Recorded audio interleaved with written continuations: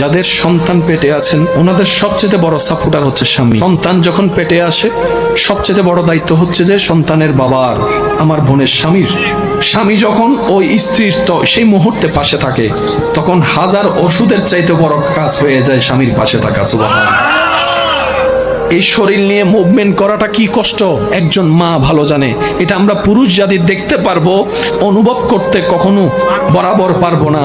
সেজন্য স্বামীর উচিত স্ত্রীর এই কঠিন মুহূর্তে যতই ব্যস্ততা থাকুক দূর থেকে হলো ফোনের মাধ্যমে, কথার মাধ্যমে এমনভাবে স্ত্রীকে খুশি রাখা।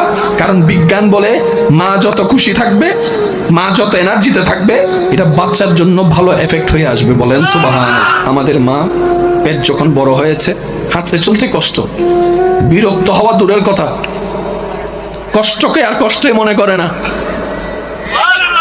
স্বপ্ন দেখা শুরু করছে কখন যেন আমার সোনার মানিক আসবে।